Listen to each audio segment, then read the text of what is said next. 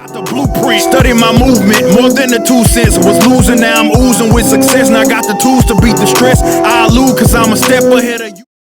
Welcome to 3 Count Commentaries. This is your host, MagMongoSlade. Today we're going to be talking about NXT from June 7th, 2022. Alright, so Melo is money. He continues to be money, except for when he's not. Carmelo Hayes starts the show with Trick Williams. Trick Williams says all things are back to normal. Melo's the North American champion, and his baby girl, Lori Harvey, is single. I wish I knew who that was. I think I may have seen a picture of her. I'm just not in the loop of, black Twitter. I just don't know. Anyway, Carmelo, he said something about basketball, and Carmelo Hayes reminded him that he's from Boston, which is, a nice little touch. So Carmelo Hayes says that the best version of Cameron Grimes showed up, and he beat him. And he said that he no longer chases his goals chase him. He is the goal. Then he says that Melo don't chase dreams chase Melo, and none of these people could ever be him. This led Solo Sikoa to come out there. Solo Sikoa said on NXT they do less talking and more fighting, and reminded Carmelo that he got next. Trick Williams stepped in and was like, "What? Hold up, brother. What do you mean? Whatever deal you had with Cameron Grimes, that was between you and him. That ain't got nothing to do with us. It's not relevant." Solo Sikoa said, "Look at my eyes. I ain't got no fear." And he says, "I got your number." To which Grayson Waller came out of nowhere to co-sign, cheerlead, I don't know, and say that he said, and I quote, "You ain't famous enough to have Melo's number." And then he says he doesn't care about his family, his uncles, his brothers, his sisters. He doesn't care about anybody. You don't get a title shot around here just because you want one. And so Solo Sikoa basically reminded Grayson Waller that he got next. And then, he's just getting beat up by all three of them. He got stomped out. Later, Solo Sikoa said he wanted to fight both of those guys, Carmelo Hayes and Grayson Waller. And since he fights solo in the ring, he doesn't care, if there's not going to be a partner. If somebody wants to come down and help, they can. All right, so somebody who came down to help was actually introduced in Bron Breakker's segment. So Bron Breakker comes out, and he doesn't really have much to say. Just say that, winning was not just about him, it was about NXT, and NXT is special, and that, this is a great place, it's so much fun. He's very generic. He's super generic. Then he says, everybody wants a shot at this title, and who wants a shot? And then out comes our boy Apollo. No Golden Lions, no Commander Aziz, no accents, no I am Apollo Creed. This nothing. We take his cartoon villain voice away. He just comes out as himself, and he cuts this promo that was actually pretty good by saying how much he misses NXT. He missed the energy of NXT, and he says he's here now for as long as he want to be. He says he watched Bron Breakker's rise to the top, and that he's one of the best athletes, not just in NXT but in WWE. Then he says that he left this place far too soon. He didn't get to accomplish everything that he wanted to, and he says he's back to change history. He's back to make history, and that one day, him and Bron Breakker will be making history together. So in the main event, Apollo Crews comes out to join Solo Sikoa in a match against Carmelo Hayes and Grayson Waller. The interesting thing here was the 26-second stalling suplex between Apollo Crews and Grayson Waller. It was basically humiliating at that point. You see Waller kicking his feet, trying to stay alive, trying to prove he still has life left in him. Almost 30 seconds he had him in the air for a suplex. That was crazy. We know that Apollo Crews is a great wrestler. We already know that. Solo Sikoa did his part. Everybody did quite well. And Apollo Crews pins Grayson Waller to win the match. So Carmelo Hayes lost his first match as champion, and Grayson Waller loses. It was a pretty random loss for him. Hopefully it doesn't mean too much of anything, and maybe we can go into a solo feud between these two. But let's talk about Apollo Crews being back, because This is an absolutely gold star idea. Whenever you have talent like a Dolph Ziggler, like a Natalia, like a Apollo Crews, who are spending a lot of time in catering, you've probably done everything that you can do with them in terms of main event. Like you put them on main event, they've wrestled pretty much everybody on main event. Sending them back down to NXT for a spell sounds like fun. To me, that's great. This is a good thing for Apollo Crews. He needed to be able to ditch that character, ditch that accent, ditch Commander Aziz, ditch the spear. There was elements of that character that I really liked. Like I loved when he first became the character because he was serious. He wasn't a cackling Saturday morning supervillain. He was serious, and the accent, it was too much. He couldn't maintain it. Accents are always a bad idea in wrestling anyway. I think if they tell you to adopt an accent, you probably should say, no. Because you can't maintain it. Unless it's your real voice. You're not Idris Elba. You can't hold an accent for that long, especially when you have to do long-winded promos. That alone is insane. So, of course, he was set up to failure with all that goddamn African accent, which, everybody hated, myself included, even though I didn't think it was racist, so everybody else did. The spear, all that kind of stuff, we don't need that. We can use his Nigerian heritage and all that kind of stuff, his background, even kayfabe it. We just didn't need the accent. The coming to America shit, we didn't need that. So now he's got a chance to escape that, be something else, go to a place where people can accept him for him. And that's what the NXT roster is. It's not a lot of pressure. He can relax. It's going to be like a fucking vacation. Going to NXT is basically like a paid vacation. I think he's going to be down there a lot longer than Natalia was. Natalia wasn't down there very long. I think he's probably going to be down there like probably a month or two, I think. Probably a lot. I think Dolph was down there a pretty good long time too. But this was perfect. He needed to be refreshed. He was taken off TV a long time ago. Basically just working as a job guy. But there's something there, and I think that we all see it.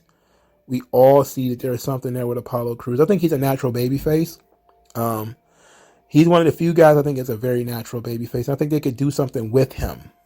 And they just won't. Just have no interest in helping this guy go forward. And he is a very talented dude. And he's been hanging around for a long time. He's one of those dudes who've been lingering. I guess if you just hang around long enough, you finally get a shot. You get another look. He gets a look like once a year. What was it? 2 years ago, he was the United States champion. He was beating the hell out of MVP every week. Then last year, it was showing the steel. He's beating the hell out of Big E every week. This year, he gets sent to NXT. Like, how can we can't be consistent? Why he only get one push a year? You be consistent. This guy's fucking good. He has size. He's not small. He can talk naturally. I think he's a great babyface. Yes, we need to give him something to say, but, we have something with this fucking guy here. And I like also that they didn't immediately turn him heel. They also didn't immediately throw him in a feud with Brian Breaker. They introduced him with Brian Breaker, but they're not going to use him against Brian, not yet. So we're going to build up to that. I think this was a nice little, this is where we're going. Eventually, we're going to have Apollo Crews work his way through the NXT roster up to Brian Breaker. That ought to be fun. I wonder how long he's going to be there. I'm going to give or take 2 or 3 months. I doubt it lasts 3 months before somebody says, hey, Apollo Crews, shouldn't you be on Raw doing jobs in it with a bad accent? And everybody's going to feel so bad when it happens to him and he gets yoinked back up to NXT. Back down up to Raw. Carmelo Hayes doesn't lose anything, obviously. Somebody said in the comment section that they believe Carmelo Hayes will likely have his name changed when he gets to the main roster. And I think the Mello is money sign that keeps popping up almost guarantees he's going to have to change his name because they already do the Mella is money with Carmella. So it almost absolutely going to change his first name, at least. He may just drop his name to Hayes. Hayes! Which is death sentence. I like Trick Williams. I hope they don't touch that name. That name is awesome, Trick Williams. It's a fantastic name. All right, first match, Von Wagner versus Josh Briggs. Oh, my Lord, have mercy. They started out with a absolute snoozer. I don't like either one of these guys. I can't stand Von Wagner and Josh Briggs. Good Lord. I got a feeling Von Wagner will likely be somebody who actually gets over on the main roster. He just has such a Jake Hager, Jack Swagger, that energy is all over him. Where he's just big for no reason. Just big, corn-fed, and shitty. It's just, maybe they give him a mask and they turn him into something cool, like an axe murderer or something, and it's actually pretty funny or something like that. Other than that, Von Wagner is a waste. He's just a big dude. Great. He's in shape. He's young, I know, but no charisma. None. Give him a character. Josh Briggs wins as Jensen removes his cast. Henley distracted the referee. Briggs then hit Von Wagner with the cast and a lariat and pinned him. So the babyface is cheated. All right, then. Just glad I didn't have to look at these fucking guys anymore. The crowd liked the finish, even though I didn't like it, so whatever. Santos Escobar was dressed to the nines to open the doors for Tony D. Oh, that's so embarrassing. Tony D'Angelo wanted him to change that he had a match tonight. He also nitpicked and wanted to know what if these guys had been doing the paperwork he had them doing. And I'm like, what kind of paperwork does a mob boss do? You know, like, they start talking about redistricting, and I'm like, is he the mayor? Like, is he on a city council? Like, did he run for office and we don't know nothing about it? What the hell he got to do with this? I don't know, man. I guess they just need stuff to act like Tony D'Angelo has things to do. Because it seems like he's just a Goomba, you know. And you can't have him in the room rolling up your weed, you know, or packaging pills or something like that. So, opening the door, okay, go fetch me a coffee and some bagels. All right, you know, I see that. But I love this so far.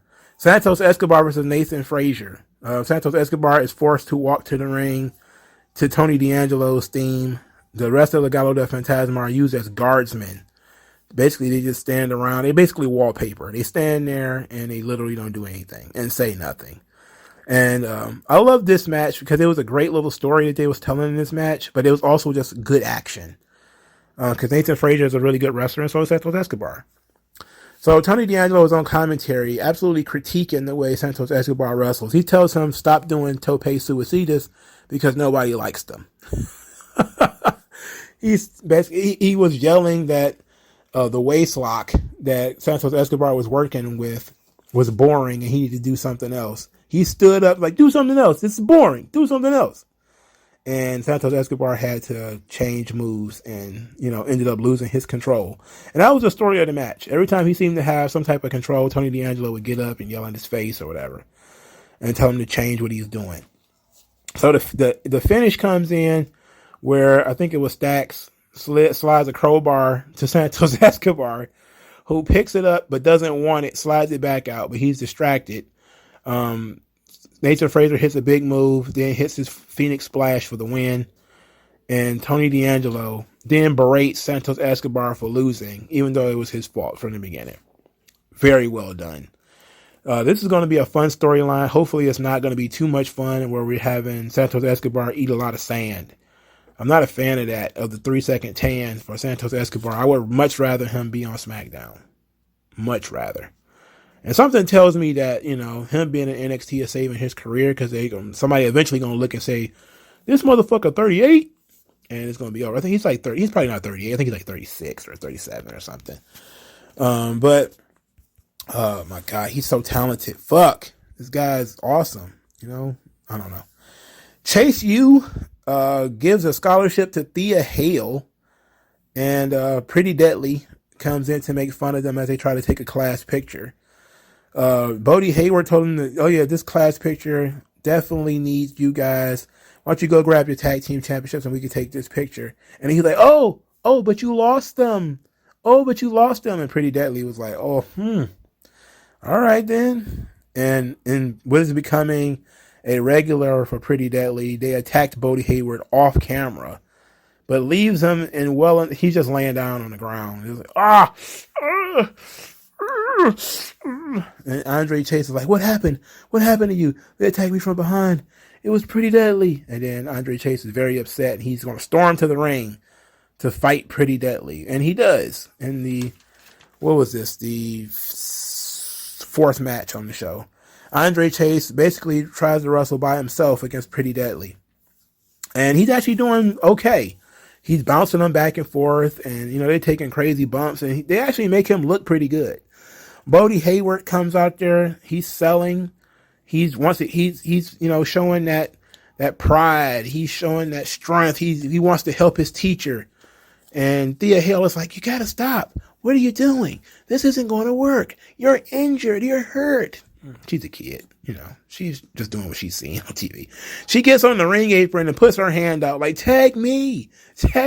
And then Andre Chase actually considers tagging her in. I'm like, I thought you was the teacher. I thought you was the smart one in this situation. You know that's not legal. You know that's not legal. Anyway, Bodie, it's so ridiculous. Andre Chase loses because, of course, he can't beat the former tag team champions by himself. And Pretty Deadly wins. All right. I'm a big fan of Pretty Deadly now. I think they should get yoinked up to the main roster, though. I mean, what more is there for them to do? If we're going to do stuff like this every week, that's not going to be fun. Them feuding with Chase U could help Chase U, you know, in the short term. But I don't care about Chase U. It's funny, but I don't really care about it. So I would rather Pretty Deadly be Maximum Male Models than be in NXT right now. All right. Zion Quinn said that Nathan Fraser and Wesley, all these guys are the same. That they're small and fast, and everybody talks about how good they are. And he says that he dominated Wesley for 4 minutes and 57 seconds. And the last 3 seconds were a fluke.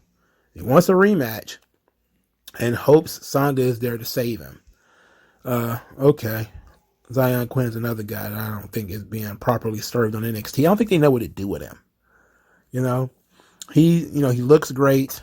He seems to have a badass image and persona around him, but we're not going in that direction for some reason. Like, you can have more than one badass babyface or badass heel. Zion Quinn really should just be cracking heads and occasionally talking. Similar to Karrion Kross, but in that same vein, where he doesn't have too much to say. You know? The breakout tournament, the final for the breakout tournament, Tiffany Stratton versus Roxanne Perez.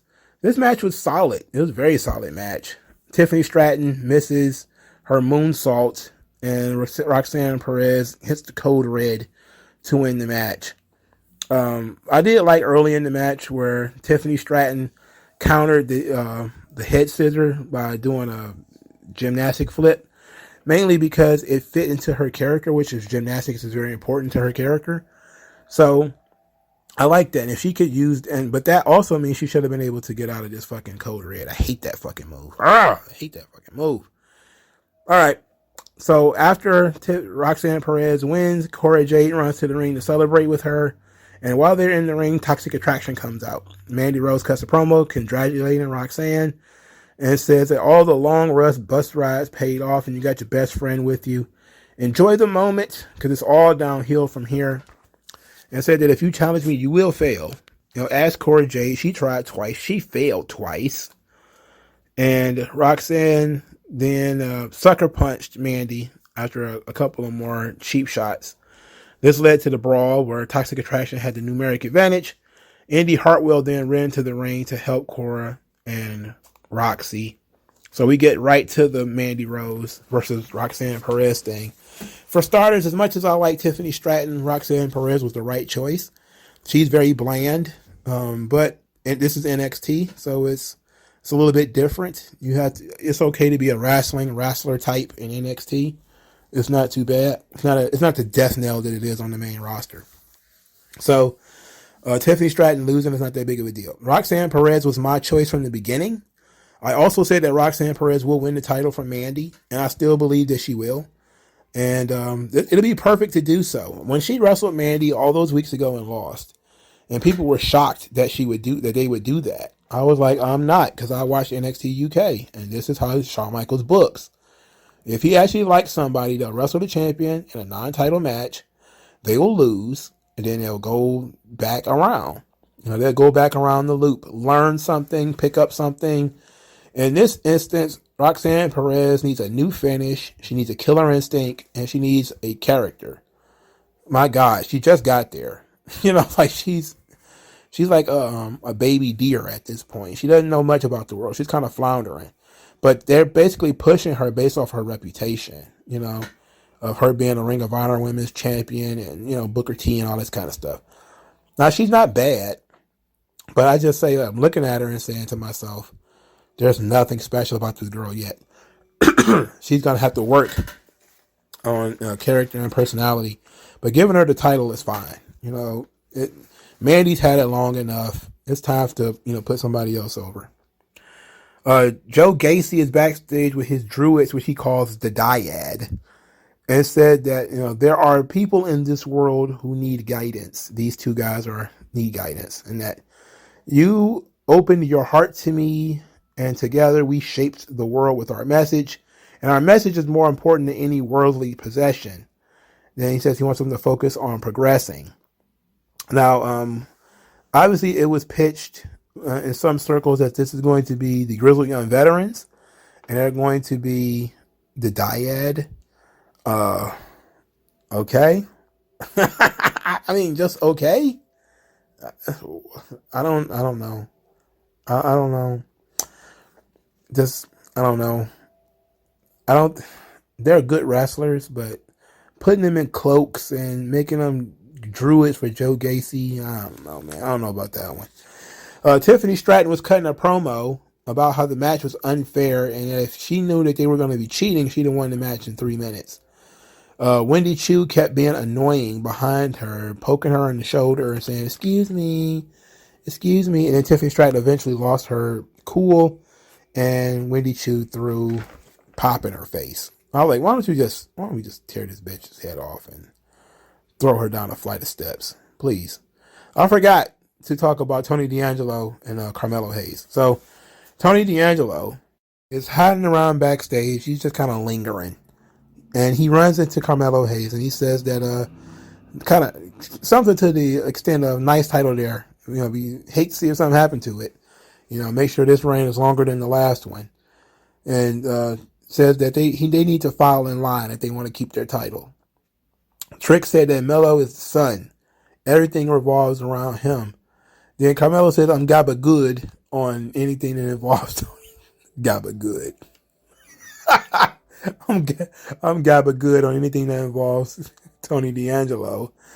So Tony D'Angelo was like, all right, have it your way. But as long as you stay out of my business, we'll be okay. So it seems like we're leading towards this heel versus heel feud of Carmelo Hayes and Tony D'Angelo. Don't particularly need that, but because I think that, but it's like they might just be trying to, maybe they'll have Tony D'Angelo cost Carmelo Hayes the title, and that would be interesting, wouldn't it? If Carmelo Hayes lost the belt because of Tony D'Angelo. But I think that's the seed that they're planting here, because there's no real reason to have these two characters interact unless you had something planned for them to do something later. And unless you're going to have Tony D'Angelo challenge for that title, which wouldn't be that big of a deal considering, I mean, he did just get a big win in his career. Following it up with a title shot makes sense. So, but it seems like to me that they're really teasing Carmelo Hayes getting jobbed out by, Tony D'Angelo, and maybe Solo Sikoa getting a little bit of a hand up in their title shot, in his title match, which, is more than likely upcoming. So, Roderick Strong, he was very proud of the Creed brothers, and he led a Diamond Mine hug that all of them got together and hugged. Idris Elba and Idris Enofe and Malik Blade, they show up and they ask for a title shot. the Creed brothers first look like they're going to tear their heads off, but then say that they like them and will be honored to face them next week. And Roderick Strong like, wait a minute, what's going on here? What is this? What is this? This sucks. He says, no, you got to make these guys earn it. You can't just go around being Santa Claus giving away title matches. Then he says, wait, yeah, you guys have never been champions before. And I've been champion a lot. So I got a lot to teach you guys. And the Creed brothers are like, oh, boy. You know, they're kind of getting tired of Roderick Strong. And I actually like this storyline. I love this storyline because Roderick Strong, as the overbearing teacher who tried to make everything about him, you know, it's actually working. It's not giving him a personality, but at least he's got something to say. And he's pretty effective at saying it, even with that voice. He comes across as being very effective in this role. And him looking for things to nitpick them about is pretty natural, too. And I kind of like that. You know, it's pretty funny that, you know, he was like, I was going to give you guys one thing, just one thing.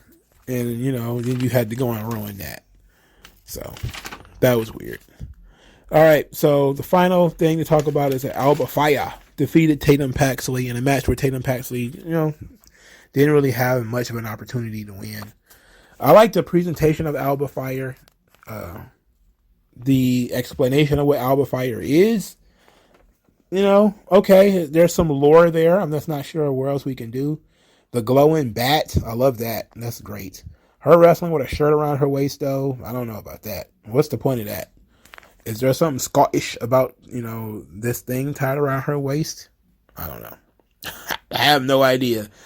Please explain that to me in the comment section below. Giovanni Vinci will be here next week. And yes, it is indeed Fabian Eichner, which, you know, confirmed. Fabian Eichner confirmed. So this episode of NXT was not my favorite, but it was not bad. It's basically being used to set up future storylines. The breakout tournament ends, which begins a new storyline for Toxic Attraction and Roxanne Perez, and gives Indy Hartwell something to do. All of those things are positives. Do I see the breakout tournament being used to win the tag team titles, such as Cora Jade and Roxanne Perez?